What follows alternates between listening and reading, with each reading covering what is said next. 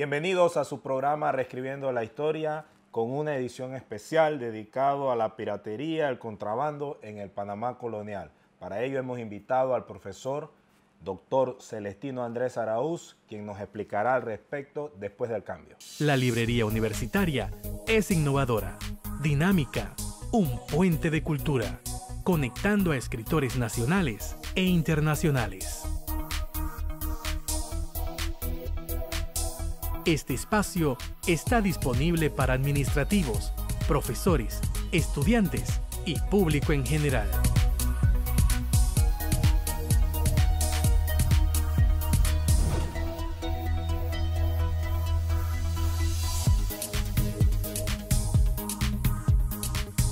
Librería Universitaria. Bienvenido, profesor Celestino Araúz, a Reescribiendo la Historia. Piratería y contrabando en el Panamá colonial, un tema poco conocido, manejado, del cual hemos decidido en esta ocasión hacer un programa para enriquecer y darle a conocer a nuestros estudiantes y profesores una temática poco explorada, pero que usted maneja a la perfección. ¿Cómo está usted, profesor Celestino? Buenos días, colega Jonathan. Gracias otra vez por la invitación. Creo que es el tercer programa que grabamos. Sí, ya es de la casa el profesor. Sí, con mucho gusto. Gracias a usted por compartir, ¿no?, y apoyarnos en este esfuerzo intelectual y académico de nutrir a nuestra sociedad con estos temas tan relevantes en nuestra historia. Profesor, como el término lo dice, para las personas que nos escuchan y nos ven, vamos a hacerle una definición para que ellos entiendan el contexto del tema que vamos a abordar. ¿Cómo podríamos definir en la época el tema de contrabando y piratería? Bueno, son actividades al margen de la ley, de la ley española, vamos a ser específicos, porque para los países que practicaban tanto la piratería como el contrabando, eran actividades que estaban minando al Imperio Español por una política monopólica que estableció desde los tiempos del Tratado de Tordesillas, estamos hablando de 1494, ¿me explico?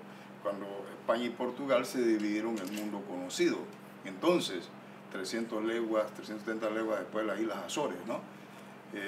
Y eso dio lugar a la reacción, sobre todo de Francia y Inglaterra, ¿no?, que desarrollaron el sistema de corso, los corsarios, que tenían patentes para venir a robar, saquear, patrocinada por la reina Isabel I de Inglaterra y también por Francia, ¿no? Eso significaba que ellos tenían todo el apoyo de la corona, de barcos, armas, marineros, etcétera, para venir acá a robar, pero tenían que ir allá a llevar el botín y recibían un porcentaje de eso. ¿Me explico?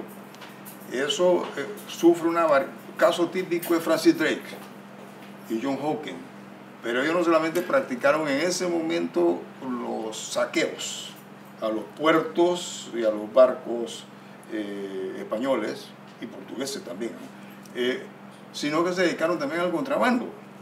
Los primeros que comenzaron con el contrabando fueron los corsarios, contrabando de negros, lo que después se va a llamar como un comercio mucho más amplio, la trata negrera. ¿Me explico? Ellos practicaron eso. Ese era el pretexto, que venían supuestamente a traficar negros para actividades de carácter laboral, por supuesto, y por detrás venían entonces los ataques. Posteriormente eso cambia de signo, porque ya en el siglo XVII, ahora en los 1600, ya los intrusos extranjeros comienzan a establecerse en las islas del Caribe. Por ejemplo, Curazao, en 1634, los holandeses, Jamaica, 1655, Inglaterra, Francia, Dominica, Guadalupe, etcétera, etcétera. ¿Y cuánto islote había en el Caribe? Islote había que los españoles consideraban que no eran lucrativos desde el punto de vista de la explotación minera, oro o plata, o en su defecto para una gran productividad de carácter comercial, lo abandonaban o sencillamente lo tenían semi-abandonado. Y estos intrusos llegaron aquí y desde aquí atacaron entonces a las posesiones españolas. Por ejemplo, Morgan vino de Santa Catalina, pero provenía de Jamaica y atacó Portobelo y atacó la ciudad de Panamá, como sabemos, en 1771 prácticamente, la destruyó, ¿me explico? Porque tenían sus bases sentadas aquí. El problema era que hay que ver el contrabando y la piratería también como un sistema. Lo solemos ver como algo suelto, y no es así. Los corsarios sabemos que tenían el apoyo de las coronas. Los piratas contaban con el apoyo también de gobernadores, pero ellos tenían sus propias leyes. Código. La ley de la costa que llamaban, donde aceptaban el dominio o la dirección de un capitán y castigaban a quienes violentaban eso. Duramente. Y pagaban indemnizaciones por un ojo que se perdía, una mano, un pie, lo que sea, la famosa ley de la costa. Y los que violentaban la ley de la costa le aplicaban una ley que se llamaba el marún, que era que lo amarraban en una isla desierta donde subía el agua y ahí se ahogaba. Esa era la medida de ellos. El marún. El marún, sí. Terrible. Lo otro es que el contrabando se practica también desde el siglo XVI con la piratería, porque están unidas. Unidas, van de la mano. Era mermar las posesiones españolas, penetrarlas por una vía ilegal, no consentida. ¿Y qué hacían? Formar las famosas compañías de comercio y navegación. Lo forman los ingleses, lo forman sobre todo los holandeses. Y esas compañías tenían un triple propósito: colonización, pillaje y contrabando. Tremendo, un negocio redondo. Era un negocio redondo. ¿Quiénes integraban las compañías? Por supuesto, el capitalismo avanza mucho más rápido en estos países que en España. España estaba en la saga, no solamente el desarrollo industrial, sino el mercantilismo. Ustedes saben que era un proceso que se debía solamente al intercambio de metales preciosos y algo en materia prima. Pero los holandeses y estos establecen sociedades por acciones, letras de cambio, bancos, etcétera. Increíble. Una diversificación de productos tremenda también, y gran cantidad también. Y entonces comenzaron a explotar productos de la tierra. No solamente hablamos de el oro y la plata, sino que la caña de azúcar, madera, el cacao.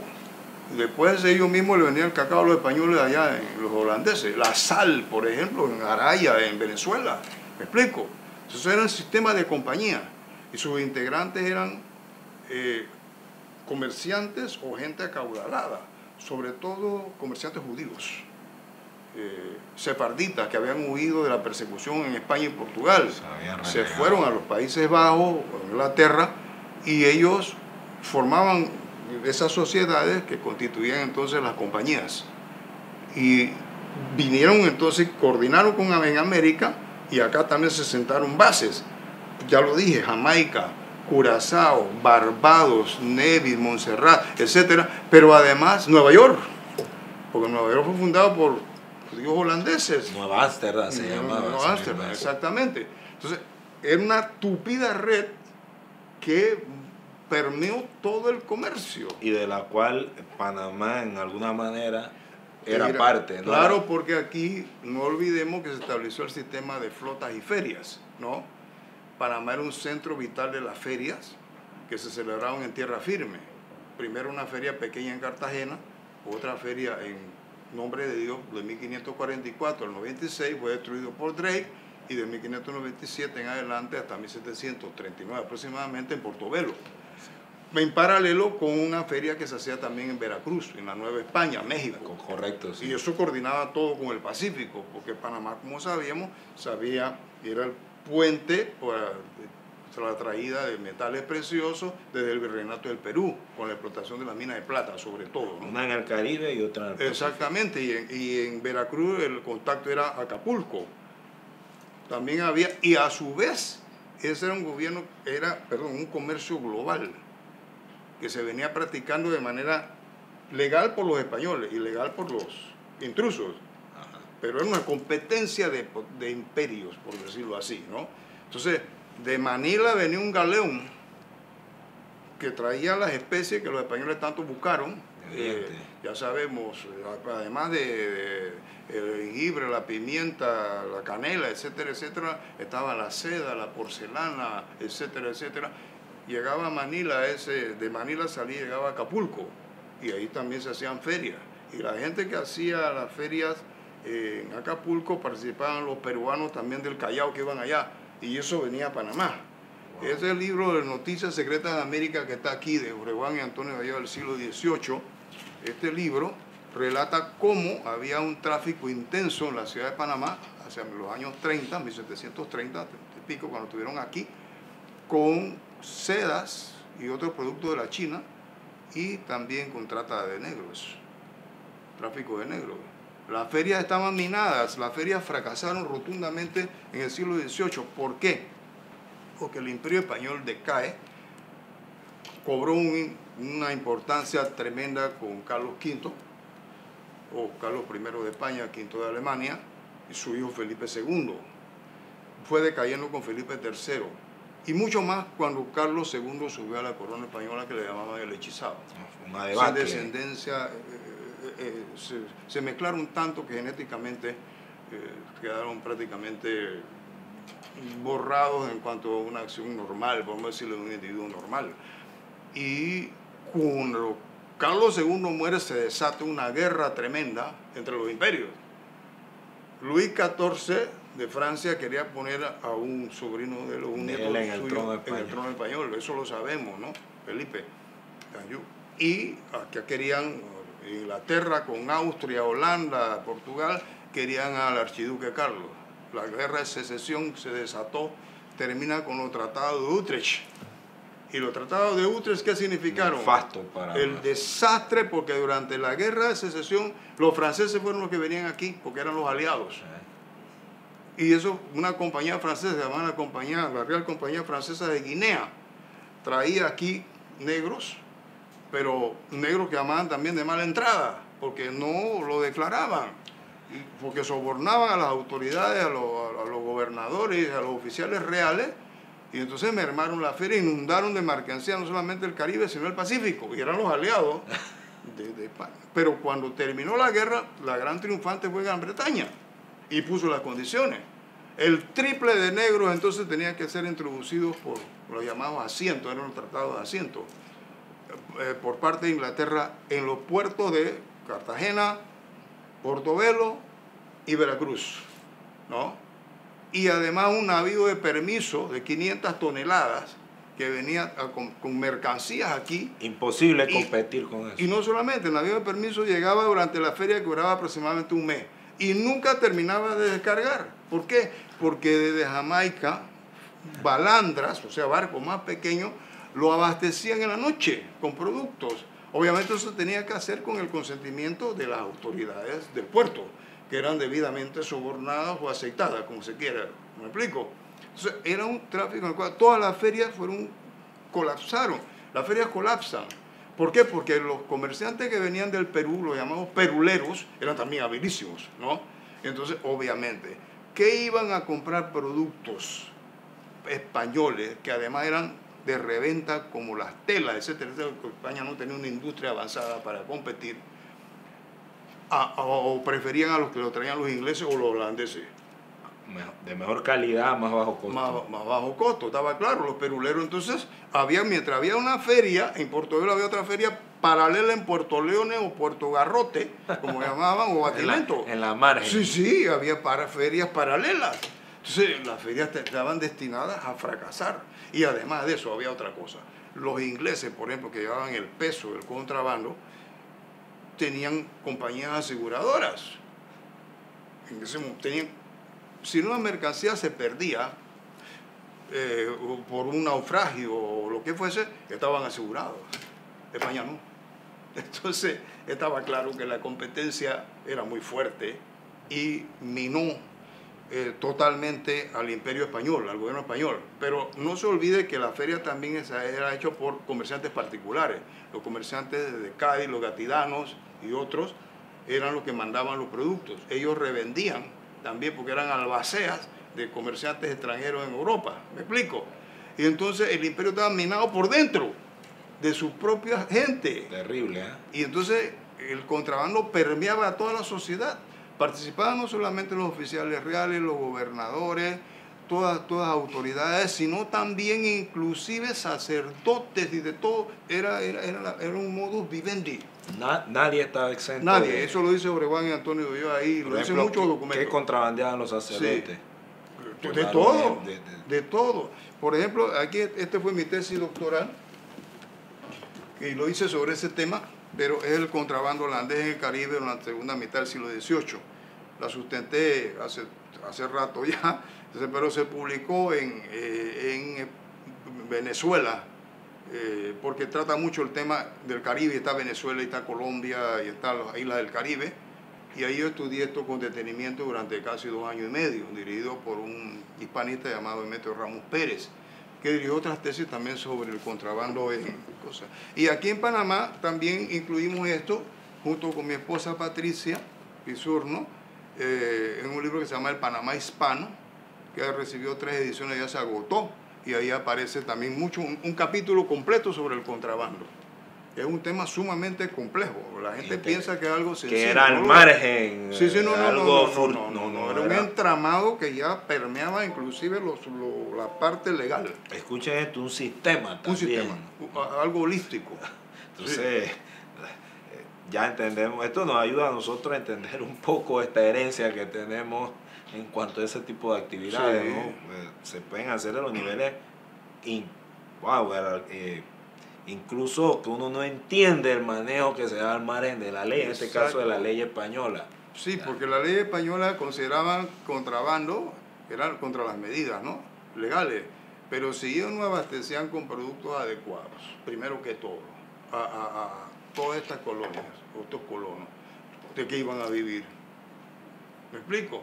Si además no concentraban el comercio solamente en lo que eran los metales preciosos y las perlas y estas cosas, y algunos productos como la cañafito, el añil, pero si había otros productos como el algodón, que también se sacaban para la industria textil, los extranjeros, o el cacao, que desarrolló una industria muy grande en Europa porque se transformó en el famoso chocolate, que sustituyó mucho al café, ¿me explico? Y los holandeses y los ingleses fueron los que más desarrollaron ese comercio del cacao. Entonces a España le fue imposible. No podía competir porque no estaba a la altura de la industria. Ahora también esto demuestra las grandes divisiones a lo interno del Imperio Español. Claro. ¿No? Sí. Tremendo, no tiene una capacidad de... Sí, lo que pasa es que primero estaban penetrados por extranjeros allá en España, ¿no? Y segundo, el contrabando desarrolló un modelo de pulsión del mercado. Por ejemplo, los comerciantes judíos tenían albaceas, por decirlo así, en los puertos, que le escribían, ¿no? Y eso era en español, pero ellos le pagaban. O criollos, le decían, ¿cuántas telas necesita? ¿De qué color necesita? ¿Cuántas mide? ¿Me explico? Traductores y todo. Sí, no, ese era un negocio tremendamente bien montado. Wow, interesante saber eso. Pero otra parte además es que contaban con otro sector de la sociedad que la apoyaba mucho. La gente del pueblo. Esos se llamaban metedores, bodoqueros. Eso era lo que, amparado a la luz de la noche, la tiniebla de la noche, perdón, introducían por sendas que no eran muy frecuentadas o enradas, que no bahías, donde no iban los guardacotas españoles que revisaban para que no hubiese ese tipo de comercio. Ellos eran los que introducían todo. Pero había otra táctica que utilizaron los contrabandistas, que también usaron los corsarios y los piratas: aliarse con los enemigos del Imperio Español. ¿Quiénes eran los enemigos internos del Imperio Español? Los negros, los cimarrones y los indios. Y había unos indios que eran mucho más irreductibles. Por ejemplo, los ingleses y los holandeses, sobre todo los últimos, se aliaron mucho con los caribes en Venezuela. Ese comercio por el Orinoco, etcétera, etcétera, se hacía a través de los indios caribes, que además perseguían a otros indios y los esclavizaban. para llevarlo a las plantaciones que tenían los ingleses o lo que sea, porque era un negocio. Uno piensa que Holanda e Inglaterra tenían rivalidad. No, ellos se unían. Se entendían muy bien. Sí, el enemigo común era España, el gobierno español. Por ejemplo, en la península Guajira, Colombia, los guajiros eran los contrabandistas de primer orden. Y hasta el sol de hoy les gusta esa actividad increíble. Eso es estructural. Entonces, robaban no solamente, iban a robar a las propiedades de los españoles, a las plantaciones. Robaban mulas, se comerciaba también con mulas. Y oro en polvo, todo. Y se les ingeniaban para... Todo tiene un valor. Sí, todo tenía un valor, todo. El trueque, y también los indios misquitos en Nicaragua. Eran los otros Honduras, que capturaban otros indios y se los llevaban a los ingleses a Jamaica, y los ingleses le daban, ¿qué le daban los ingleses? Le daban sobre todo mucho ron. Y armas. Armas. Los vestían con uniformes, sobre todo los misquitos. Eso era algo elegante. Y crearon inclusive un modelo de rey. Misquito, en Spanish Town, Jamaica. Estamos hablando del siglo XVIII, ¿me explico? Y ahí se entiende también la fuerte presencia de los ingleses y los holandeses en muchas áreas costeras de nuestros países. Ahí sale a relucir, ¿no? Ahí está. Y por ejemplo, Belice, que era parte de Guatemala, termina siendo un dominio inglés. La Mosquitia, acá entre Honduras y Nicaragua, incluso hoy día hablan inglés. Y Bocas. Y Bocas del Toro también. Si usted ve Bocas, hay lugares que tienen nombres ahí está el Golfo de los Mosquitos, por ejemplo, para no ir muy lejos. Ahí está. Y nombres en inglés.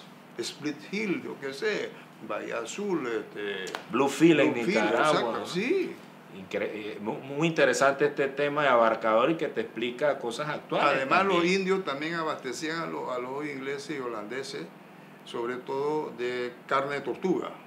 O la tortuga, aunque el onio vive mucho tiempo fuera del agua. Entonces lo llevaban en los barcos para poder comer. Era una forma interesante, ¿eh? Sí. Y también pescaban mucho manatí.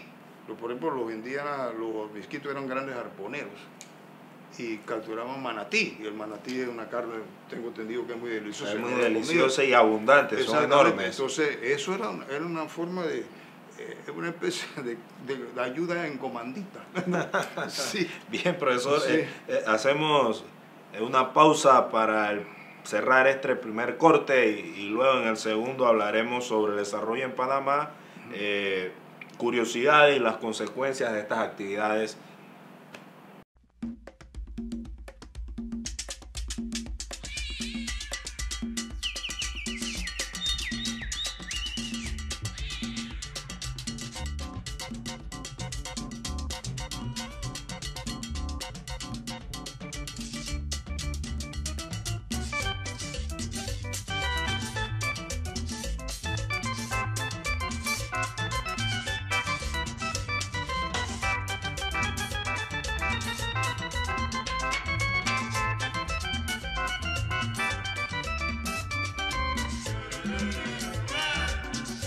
Bueno, para mí estudiar aquí en Bocas del Toro ha sido muy factible, ya que vivo a 4 minutos de aquí, trabajo aquí mismo, tengo mi familia. Ha sido muy importante y la verdad que es una facilidad inmensa que nos dan al pueblo bocatoreño tener una universidad tan prestigiosa aquí.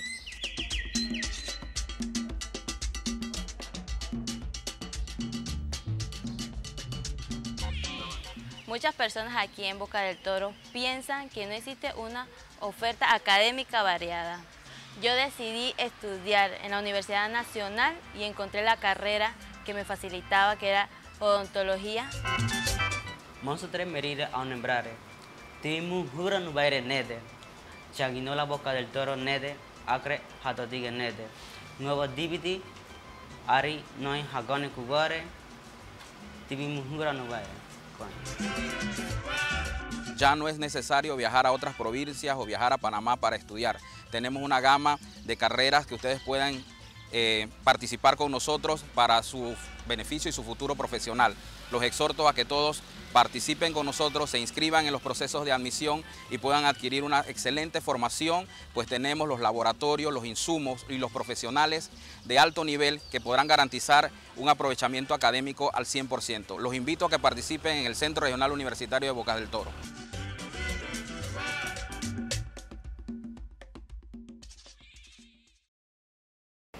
Estamos de vuelta, profesor. Interesante el primer bloque. Ahora vamos a abordar el desarrollo en Panamá, ¿verdad? Usted tenía unas ideas pendientes para que las cierre y luego entremos entonces en el detalle de esas alianzas estratégicas que se daban, ¿verdad?, para las actividades de piratería y contrabando. Sí, hay que recordar que España, en la rivalidad que tenía con los otros imperios, particularmente Gran Bretaña, se unió con Francia. Durante todo el siglo XVIII, los pactos de familia y todo esto, que eso lo rompió Napoleón en el siglo XIX, y no vamos a entrar en eso. España entonces, para combatir el contrabando, tanto el contrabando que se hacía por la Real Compañía de Guinea al principio, pero más bien de la Compañía del Mar del Sur de los ingleses, recurrió al sistema de corso, que era, daba patentes entonces a marineros no solamente españoles, sino franceses, para que combatieran a los contrabandistas. El problema era que en ese tiempo no había una delimitación clara de lo que hoy llamamos el mar territorial. Entonces, capturaban barcos contrabandistas, y el barco contrabandista, yo estaba muy cerca, por ejemplo, de Jamaica. Territorio inglés. Territorio inglés, pero como no había una delimitación y el principio que regía era el principio de la libertad de los mares, entonces, ¿verdad? Los contrabandistas entonces nosotros estamos, pero no se ciñó a eso nada más. Hubo un enfrentamiento constante entre corsarios, franceses sobre todo, y españoles, con contrabandistas. Y eran encuentros sangrientos y mucha barbaridad. Los que capturaban, por ejemplo, los amarraban a todos con la bodega, perforaban el barco y lo hundían. O sencillamente lo amarraban en los mástiles, le mantenían latigazo y le echaban sal y lo daban en el sol. Cosas así, bárbaras, bárbaras de verdad. Una guerra no declarada entre, sobre todo España con Inglaterra y detrás Francia, por los corsarios. A veces los corsarios también cometían contrabando. En la famosa, estas ventas que había de remates de bienes incautados, por decirlo así. Eso degeneró una guerra que terminó en una guerra oficial. Después que capturaron a un famoso contrabandista, Jenkins, y le cortaron las orejas. Y entonces él guardó sus orejas y lo llevó al Parlamento inglés.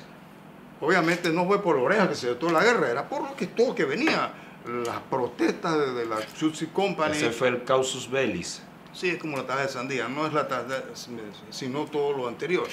Y esa guerra llevó entonces al desmembramiento total de las ferias, porque vino Edward Vernon, un almirante, no era corsario ni nada de eso, era un almirante, y destruyó la fortaleza de Portobelo y el Chagre, y se acabaron las ferias. Ese fue el colapso de las ferias definitivamente.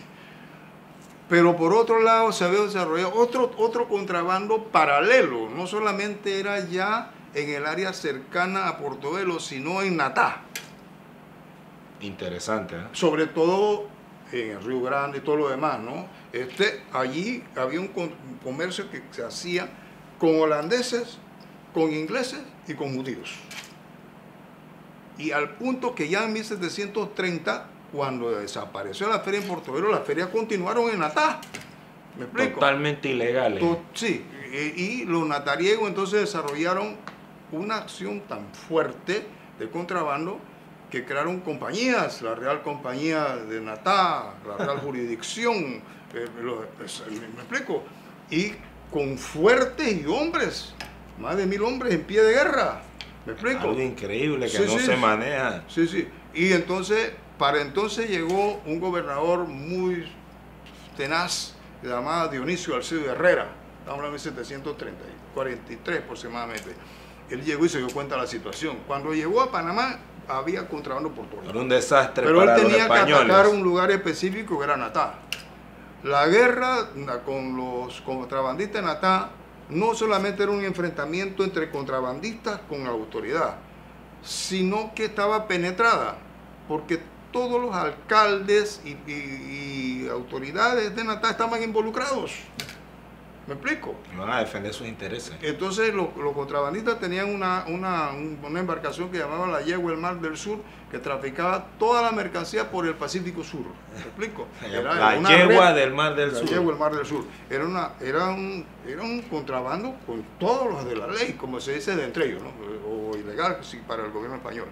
¿Y qué pasó? Dionisio Acevedo combate contrabando. Fue una guerra sin cuartel que ocasionó la muerte de mucha gente. El que dirigía ese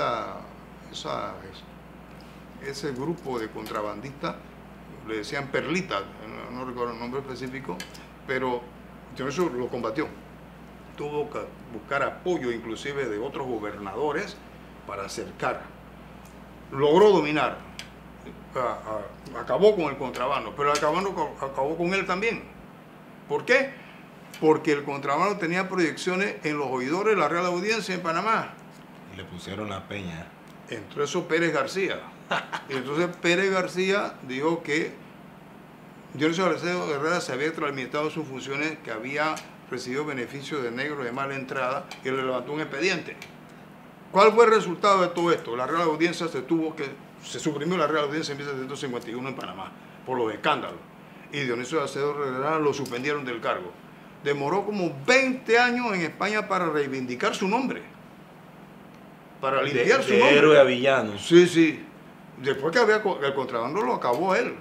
Y nosotros quedamos supeditados entonces al virreinato de la Nueva Granada, dependiendo del punto de vista jurídico y del punto de vista político y dependiendo del punto de vista económico. Pero el contrabando, a pesar de eso, continuó. ¿Por qué? Porque era una manera de vivir de la gente. Y el contrabando continuó, pero a más bajo perfil, durante toda la segunda mitad del siglo XVIII y cobra una fuerza tremenda a principios del XIX. ¿Por qué? Porque era un contrabando que España tenía que de alguna manera consentir. Y eso se hacía con Jamaica. Mariano Rosemena lo relata claramente, decía que en 1804 por ahí llegaban los ingleses y bueno, a veces no llegaban al puerto de Portobelo, pero llegaban a la altura del Chagre o a otros lugares y ahí se hacía el contrabando con los bodoqueros y los introductores, etcétera, etcétera, ¿no? Y llegaba a la ciudad capital. Pero que España, en eterna pugna con Inglaterra, tuvo que cambiar la política con las reformas borbónicas que trata de sacar provecho mayor posible de la agricultura, del comercio, etcétera, etcétera, de la industria, de acuerdo con los principios de la fisiocracia y todo lo demás, una nueva mentalidad de la ilustración. De la ilustración. ¿Me y tengo entendido un nuevo actor.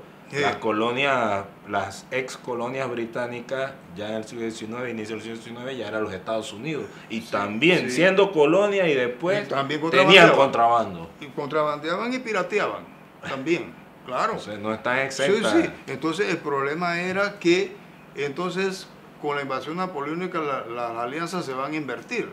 Ahora Inglaterra será aliada de España contra Francia.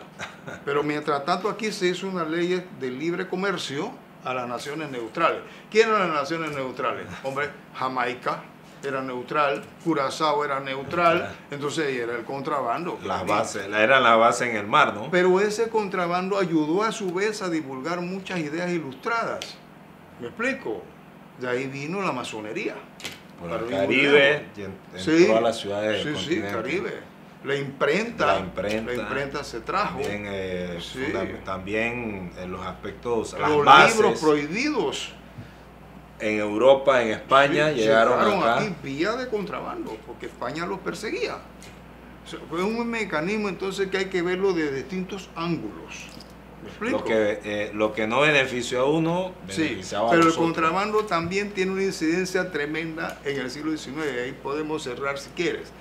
¿En qué sentido? Con el avance de la guerra de independencia que comienza en el 10, uno de los lugares más puntuales donde se combatió fuertemente fue Colombia, como ustedes saben, además de Venezuela. Entonces, el virrey que estaba en Colombia tuvo que salir y trajeron a Benito Pérez, que estaba en Nueva España, como virrey. En ese momento, ¿quiénes eran los que llevaban el peso económico del país? La gente que dedicaba al comercio. Es decir, los que estaban en el cabildo, Es decir, los criollos, que eran los que llevaban los pesos de las ideas estas de cambio, etcétera, etcétera.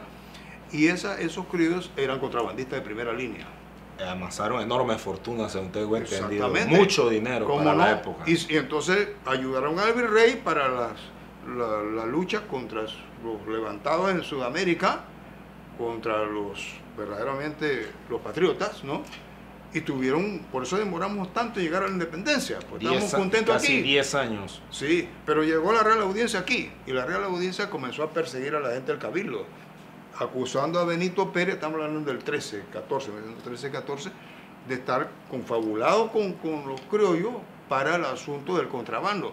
Y además acusó a los miembros del Cabildo de practicar nepotismo, lo cual era cierto, todos son lo mismo prácticamente. Yo hice un estudio el 28 de noviembre donde aparecen los cuadros. Y entonces dirán ellos, si nos van a tocar nuestros intereses, se van ahora sí. Entonces un historiador panameño, creo que Maraén Suárez, ha llamado a eso la República de los Primos, que eso era el 21, porque todos estaban emparentados. ¿Me explico? Entonces, eso, ¿qué pasó? Sacaron al virrey, le hicieron una sumaria y sacaron al virrey, pero se cerró el puerto de Chagres al comercio de contrabando y eso atizó el movimiento independentista. Ahora nos vamos por acá. Sí. Increíble cómo los efectos dominó, ¿no? Exactamente. Una cosa, al principio te recibo acá mientras dejes realizar la actividad. No deja realizar la actividad, entonces ahora nos vamos con los otros. Pero siguió el modelo que funcionaba muy bien durante toda la época del siglo XVIII, del siglo XIX, el llamado comercio triangular. Entonces, venían de Europa, cruzaban a la isla del Caribe, venían acá a las colonias españolas y otra vez eso iba para Europa, ¿me explico? Y el comercio triangular daban los negros en las mercancías y todo eso. Y uno de los puntos básicos del comercio triangular fue Boca del Toro, por ejemplo. Cartagena, ¿no me explico? Esos eran puertos. Y Chagres. Ya Portugal no tenía mayor fuerte, era Chagres. No, era Chagres. Y Chagres, a principios del siglo XIX, con la independencia, por decirlo así, uno de los puertos más prósperos era Chagres. Y eso poco se sabe. No se sabe, era el puerto. Y ahí el pueblo ese, los caseríos de Chagres es herencia de las actividades transitistas, pero dice que decía un viajero, esta gente que aparentemente son unos miserables manejan una cantidad de dinero impresionante, decía, pero a través de los ingleses, ¿me explico? Entonces era una actividad que se convirtió, y lo insisto, en un modus operandi cotidiano. Una forma de vida. Una forma de vida. Y a modo de conclusiones, consecuencias, esta descripción a lo largo ha hecho un viaje de siglos. Sí, largo, muy largo. Obviamente, no lo vamos a ocultar, ha moldeado el estilo de vida, por lo menos del panameño transitista, ¿sabes? Es que es parte de la mentalidad que se desarrolla transitista, ¿no? Al principio no se cometía el contrabando, eran los fraudes. Se declaraban cosas que no estaban allí o al revés, no se declaraban en todos los bultos que se traían de España para el comercio. Y eso lo hacían los propios comerciantes y la autoridad española. ¿Me explico? Entonces siempre hubo esa mentalidad un poco truculenta, ¿no? En ese sentido, ¿no? Se ha constituido a 300 años de desarrollo en un estilo de vida muy difícil de desligarnos de esa... Porque permeaba todo. Al respecto, maestro, de la parte de Natá, sí. Muchas personas dirán, pero ¿qué tiene que ver Natá? Yo le quería consultar algo en ese sentido. No será porque el Río Grande, ¿no? Sí, el Río Grande. Natá, el Río Grande, y ahí mismo, ¿no? Puedes remontar y está en el Caribe, los otros ríos, es donde más, es una red fluvial, incluso ligada desde los tiempos de los indígenas. Y muy estratégica porque no había vigilancia. No había vigilancia, entonces está en el medio del país, lejos de las... Además, Natá tuvo fama siempre que fue el granero del istmo. Había mucha producción allí, eso, y los beneficiaba ahí. Era un sitio perfecto para el tipo de actividades, para un poco orientar a la gente que dirá, ¿por qué Natal? Sí. Fue un centro. Era un punto vital. Tremendo. esas fortunas acumuladas por estos grupos de personas, muchos migraron de Panamá o tenemos hoy día familias herederas de esas riquezas o se han ido cambiando o transmutando a lo largo del tiempo. Si uno hace una relación...